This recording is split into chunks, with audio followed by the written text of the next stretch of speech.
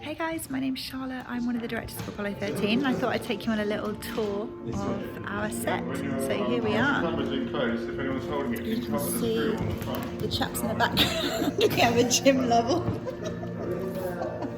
And I hoped that in writing this and getting Torben to write this, we could take a well-known story and, you know, hear it again at a different point in history. We're all at a very different place than we were 20, 25 years ago. What we are hoping to do is commission a series of shows under the banner of the Age of Isolation. Yeah, the first half is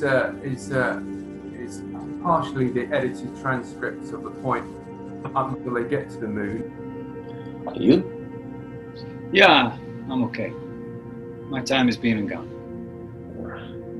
I think really we're sort of continuing with what we discovered when making Birdsong and trying to keep a sort of deliberately quite kind of low-tech feel to the production, so it never feels like we're sort of trying to compete with a big Hollywood, blockbuster production. Really what we're trying to create is something much more intimate and something that's much more sort of actor focused and tells the human story of what's happened.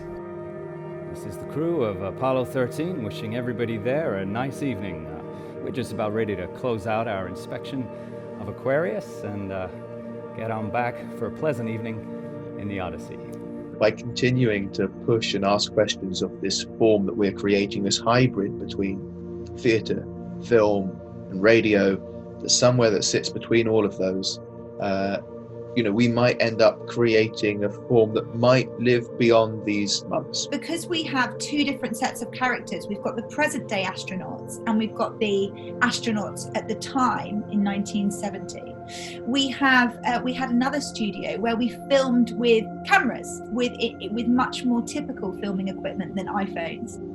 How on earth do you do zero gravity, something that has plagued film directors for many years, except those with large budgets? So a lot of the work that the actors are having to do is find out how to float and glide and have that inertia that you have in space without having to become too active or demonstrate that. And we also had the addition, a slight challenge with the costume for the spacesuit, because there is only one spacesuit in the whole of the UK that's an absolutely perfect replica.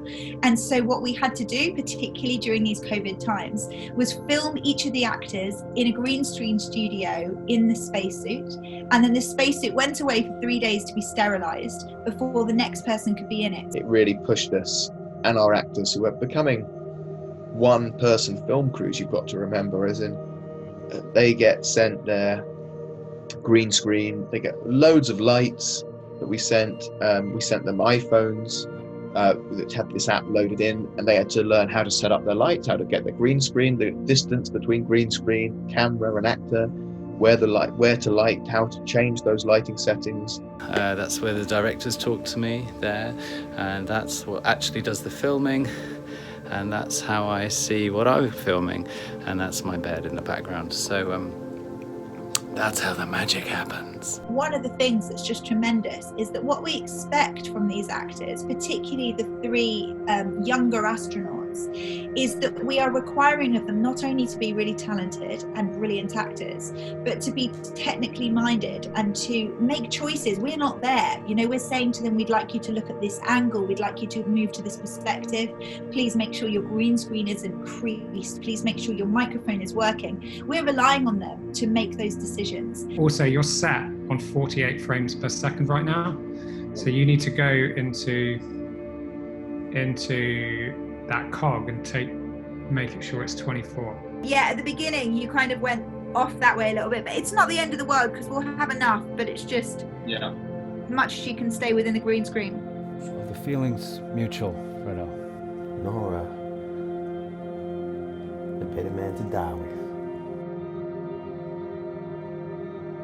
It's trying to look at the idea of isolation, and isolation, of course, at the moment is so prevalent, and we're all so aware of it that it feels thematically really well linked with what's going on currently. This story will connect to people, and it be both a great adventure, a great story of escape, and near disaster, but also a story about human courage, the indefatigable human spirit, and our ability to survive against all the odds. I'll see you in space. I'll see you there in October until December.